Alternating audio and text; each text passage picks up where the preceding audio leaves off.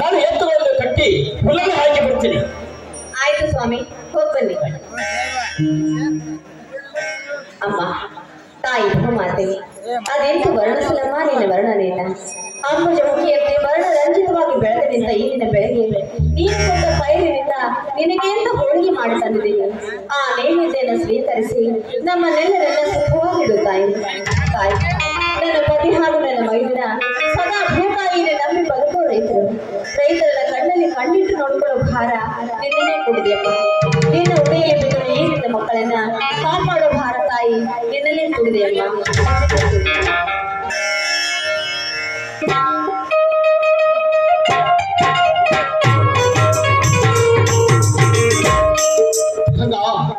ಭೂಮಿ ತಾಯಿ ಕೊಟ್ಟ ಸಿಹಿ ಹಬ್ಬದ ಅಮೃತವನ್ನು ಸಿಂಪಡಿಸಿ ಸಂತೋಷವಾದಿಯಾ?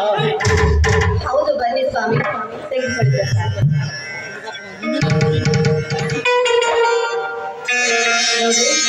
ಆ ತಾಯಿ ಕೊಟ್ಟ ಪೈರಿನಿಂದ ಅವಳಿಗೋಸ್ಕರ ಅಂತ ನೈವೇದ್ಯ ಮಾಡಿದೆ. ಮೊದಲು ಆ ತಾಯಿ ಶಾಂತಳಾಗ್ಬೇಕು, ಆಮೇಲೆ ಅವ್ರ ಮಕ್ಕಳಾದ ನಾವು ಶಾಂತಳಾಗ್ಬೇಕು ಅಲ್ವೇ? ಆ ದೇವಿಗೆ ಮೊದಲು ಅರ್ಪಣೆ ಮಾಡಿದ ಆಯ್ತಲ್ಲ.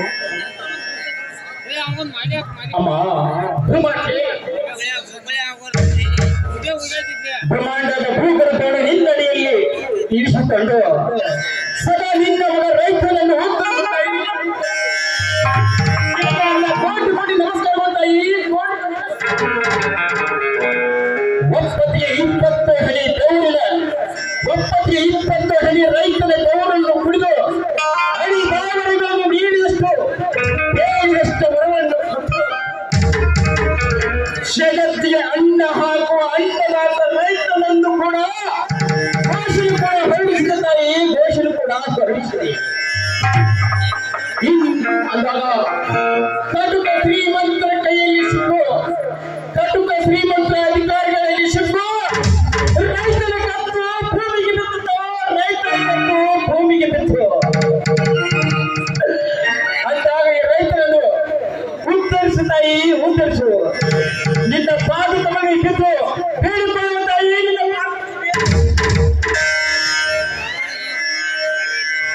ಸ್ವಾಮಿ, ನಂಬಿದರನ್ನ ಯಾವತ್ತೂ ಕೈ ಬಿಟ್ಟವರಲ್ಲ ಆ ತಾಯಿ.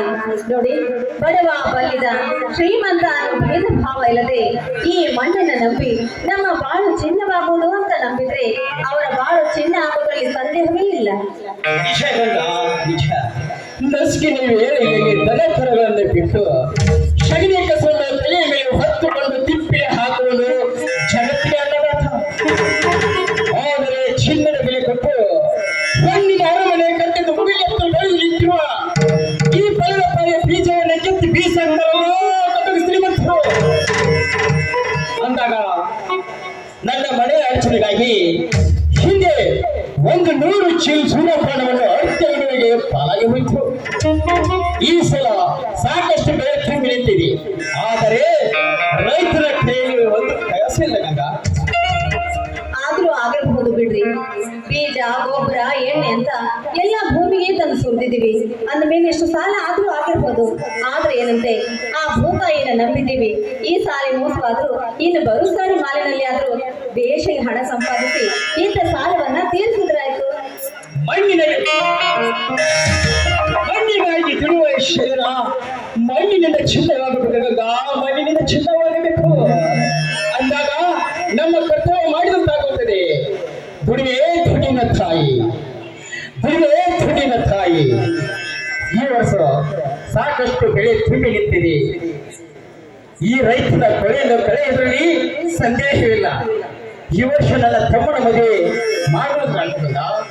ಅವಶ್ಯವಾಗಿ ಮಾಡಲೇಬೇಕು ರೀ ಏನ್ರಿ. ನನ್ನ ಮೈದನಿಗೆ ತಂದೆ ತಾಯಿ ಇಲ್ಲ, ಆ ಸ್ಥಾನದಲ್ಲಿ ನಾವಿಬ್ರು ಇದ್ದೀವಿ.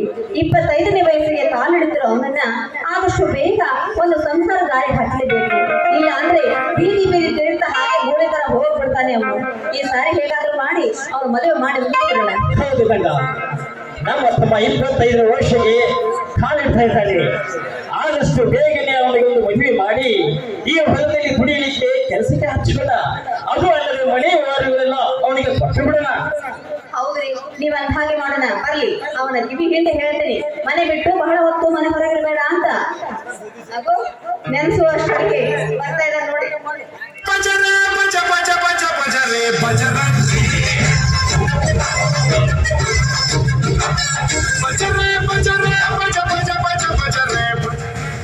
ಅಲ್ಲ ಅದಕ್ಕೆ ಓ ಈಗ ಬಂದೇನಪ್ಪ ತಮ್ಮ?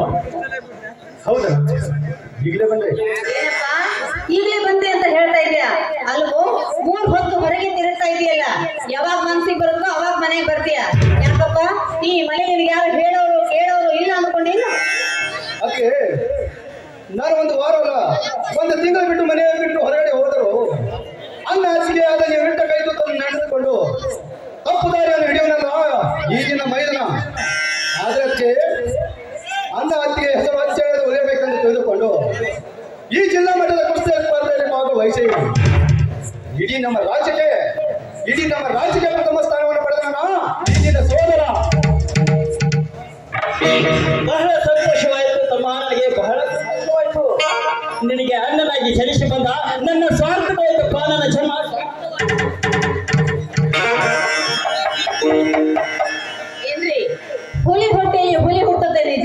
ಇಲ್ಲಿ ಹುಟ್ಟಕ್ಕೆ ಸಾಧ್ಯನೇ ಇಲ್ಲ. ಅದೆಂತ ಹಾಗೆ ಸಾಧ್ಯ ಇಲ್ಲ ಕಣ? ನನ್ನ ಮೈದುನ ಹುಲಿ ಅಂತ ಹಾಗೆ ಕರಾಟೆ ವೀರ ಜಗದೇಕ ಗಂಡು ರೈತ ಎನಿಸಿಕೊಂಡ ನಮ್ಮ ಮಾವನವರ ಕೀರ್ತಿ ಇಂದು ನನ್ನ ಮೈದುನಿಂದ ಉಳಿದಂತಾಯ್ತು ನೋಡಿ. ನೋಡಪ್ಪ, ನಾನಿನ್ನಲ್ಲಿ ಕೇಳಿಕೊಳ್ಳೋದಿಷ್ಟೇ, ಅನ್ಯಾಯ ಧರ್ಮ ಎಲ್ಲಿ ನಡೆಯುತ್ತೋ ಅಲ್ಲಿ ಮಾತ್ರ ನೀನು ತಲೆ ತಗ್ಗಿಸಬೇಡ. ನ್ಯಾಯ ಧರ್ಮ ಸತ್ಯ ಎಲ್ಲಿರುತ್ತೋ ಅಲ್ಲಿ ಮಾತ್ರ ನೀನು ತಲೆ ತಗ್ಗಿಸಬೇಕು. ಅದೇ ನಿನ್ನ ಅತ್ತಿಗೆ ಆಸೆ. ಅಷ್ಟೇ ಅಲ್ಲ ಅರ್ಥಮ್ಮ, ಅಷ್ಟೇ ಅಲ್ಲ, ಭೂಮಿ ತಾಯಿ ಒಳಗೆ ಗಂಡೆಂದು ಜನಿಸಿಕೊಂಡ ನಾವು, ಭೂಮಿ ತಾಯಿಗೆ ಗಂಡೆ ಎಂದು ಜನಿಸಿಕೊಂಡು ನಾವು ನ್ಯಾಯಕ್ಕಾಗಿ ರಕ್ತ ಹರಿಯಿ ಭಾರತದ ಕನ್ನಡ ನಾರಿಯರ ಮಾನ ರಕ್ಷಣೆಗಾಗಿ ನಮ್ಮ ಪ್ರಾಣವೇ ಹೋಗಲಿ. ಆದರೆ ಸತ್ಯವನ್ನು ಎಂದಿಗೂ ಬಿಡಬೇಡ, ಆ ಪರಸ್ತ್ರೀಯನ್ನು ಕಣ್ಣೆತ್ತಿ ನೋಡಬೇಡ. ನಾಡ ರಕ್ಷಣೆಗಾಗಿ ಭೂಮಿ ತಾಯಿ ಸೇವೆ ಮಾಡುವುದು ಮಾತ್ರ ಮರೆಯಬೇಡ. ಅಣ್ಣ, ಈ ಸೂರ್ಯಚಂದ್ರ ಸಾಕ್ಷಿಯಾಗಿ ಹೇಳ್ತಿದ್ದೀನಿ, ಖಂಡಿತವಾಗಿ ನಿನ್ನ ಮಾತು ಚಾಚು ಚಪ್ಪದೆ ಪಾಲಿಸುತ್ತೇನೆ. ಶ್ರೀಮಂತಿಗೆ ಸಿಂಹ ಸಪ್ಲವಾಗಿ ಬಡವರ ರಕ್ತ ಹೀರು ಬಂದಿರುವ ಕಾಂತರಿಗೆ ವಿರೋಧವಾಗಿ ಅವರ ಮುಂದವರ ಚೆಂದಾಗಿ ನೀ ಹೇಳಿದ ಬಳಿಗೆ ಈ ಭೂಮಿ ತಾಯಿ ಮಗನಾಗಿ ದುಡಿತೇನೆ. ಇದು ಈ ಭೂಮಿ ತಾಯಿ ಪಾಲನೆ ಅಂದಾಗ ಸಹೋದರ, ಜಗತ್ತಿಗೆ ಅನ್ನದಾತನಾಗಿ ಜಗತ್ತಿಗೆ ಅನ್ನ ಹಾಕುವ ರೈತನಾಗಬೇಕಪ್ಪ, ರೈತನಾಗಬೇಕು. ವಿನಃ ಇನ್ನೊಬ್ಬರ ಕಾಲಿಗೆ ಇನ್ನೊಬ್ಬರನ್ನು ಜಬರ್ದಸ್ತ್ ಮಾಡಿ ಅಧಿಕಾರಸ್ಥನಾಗಿ ಚಲಾಯಿಸುವನಾಗಬಾರ್ದಪ್ಪ, ನಾಗಬಾರದು. ಮತ್ತೊಬ್ಬರ ಕಾಲಿಗೆ ಎತ್ತು ಕೈವಟ್ಟಿ ಸಂಬ ತೆಗೆದುಕೊಳ್ಳಬಾರ್ದಪ್ಪ, ಕೈವಟ್ಟಿ ಸಂಬ ತೆಗೆದುಕೊಳ್ಳಬಾರದು. 10 ಜನರಿಗೆ ತುತ್ತು ಅನ್ನ ಹಾಕುವ ಎತ್ತಿನಲ್ಲಿ ದುಡಿದು 10 ಜನರಿಗೆ ತುತ್ತು ಅನ್ನ ಹಾಕುವ ಜನರಿಗೆ ದುಡಿದ ಎತ್ತನೆಂದು ದುಡಿದು ರೈತನಾಗಬೇಕಮ್ಮ, ರೈತನಾಗಬೇಕು. ನಿಜನಾ? ನಿಜ. ನೀ ಹೇಳುವ ಮಾತು 100ಕ್ಕೆ 100 ನಿಜ. ಆದ್ರೆ ನಿನ್ನ ಮಾತನ್ನು 100ಕ್ಕೆ 100ರಷ್ಟು ಪಾಲಿಸುತ್ತೇನೆ, ಪಾಲಿಸುತ್ತೇನೆ.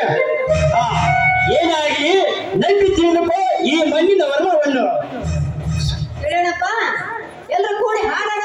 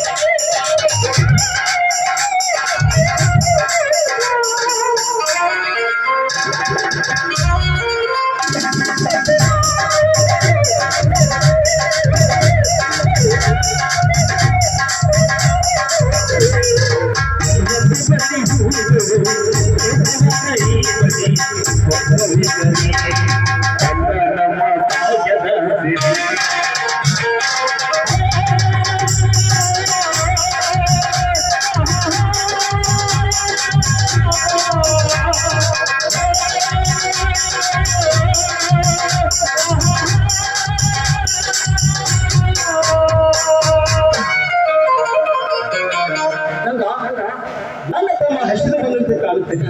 ಈ ಭೂಮಿ ತಾಯಿಯ ಪ್ರಸಾದವನ್ನು ಅವನಿಗೆ ಕೊಟ್ಟುಗಳು ಊಟ ಮಾಡಿ ಅಣ್ಣ ನಿನ್ನೆ ಬಿಟ್ಟು ಯಾವತ್ತಾದ್ರೂ ಊಟ ಮಾಡಿದ್ದೆ ನಾನು. ನೀನು ಬಂದ್ರೆ ಚೆನ್ನಾಗಿತ್ತಲ್ವ? ಇರಲಿ ಸಹೋದರ, ನಾನು ನೀರಿನ ಗಟ್ಟಿಗೆ ಶೇಂಗಾದಲ್ಲಿ ನೀರು ಹಾಯಿಸಿದ್ದಪ್ಪ.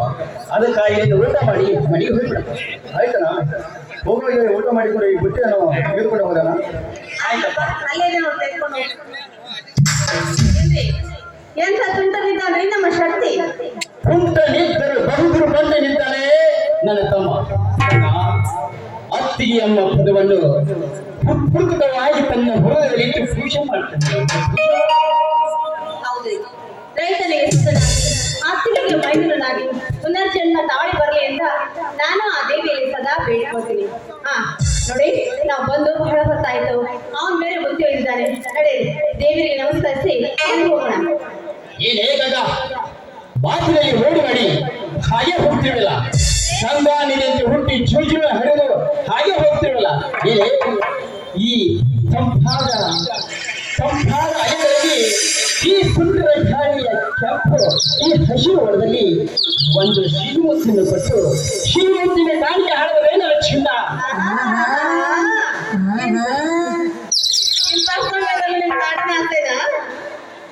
ಅಷ್ಟೇ ಅಲ್ಲ, ಭೂಮಿ ತಾಯಿಯು ಕೂಡ ಶೃಂಗಾರವಾಗಿ ಹಸಿರು ಸೇರಿನ ಇಟ್ಕೊಂಡು ಭೂಮಿ ತಾಯಿ ಹಸಿರು ಸೇರಿನ ಇಟ್ಕೊಂಡು ತನಿತನಿ ಬಂದಿರ್ತಾಳೆ. ಗಗ ತನಿತನಿ ಬಂದಿರ್ತಾಳೆ. ಹೌದೇನು ರಾಜ? ಆಗ್ಲೇ ನನ್ನ ರಾಜಕುಮಾರ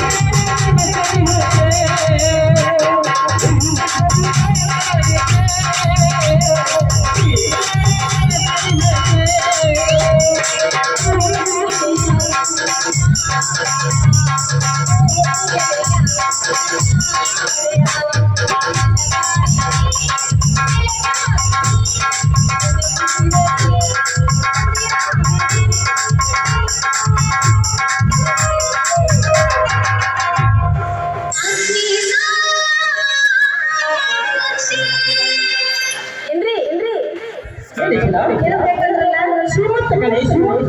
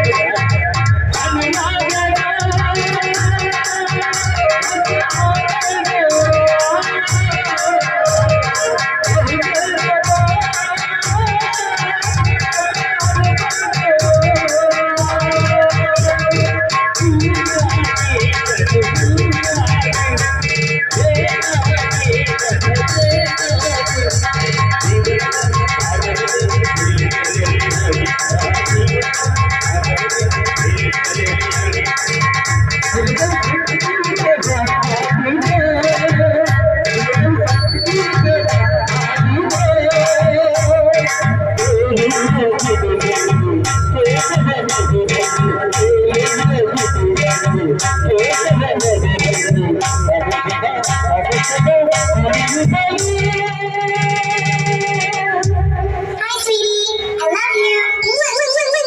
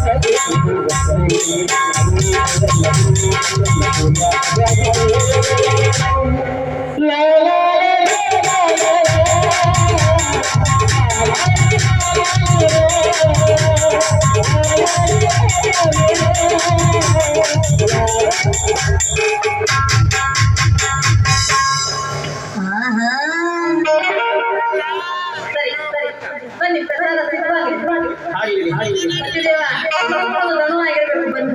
ಅಲ್ಲ ಎಷ್ಟು ಕುಣಿದರೆ ಈ ಕಲಾವಿದನಿಗೆ ದನಿ ಅನ್ನೋದು ಹಾಗೆ ಬಂತು. ಅಯ್ಯೋ ಅಯ್ಯೋ ನನ್ನ ಕಲಾವಿದ. ನನ್ನ ತಂದೆ ರಾಜಗವೈದು ನನ್ನನ್ನು ರಂಗಭೂಮಿ ಕಲಾವಿದನಾಗಿ ಈ ಭೂಮಿಗೆ ಕಳಿಸಿದಾರಂದಾಗ ನಾನು ಎಷ್ಟು ಕುಣಿದ್ರು ಎಷ್ಟು ಹಾಡಿದ್ರು ದಣಿವೇನಂತ ನನ್ನ ಮಾಹಿತಿ ಶಬ್ದಗಳು ಜೂನಿಯರ್ ಮೈಕಲ್ ಜಾಕ್ಸನ್ ಮೈಕಲ್.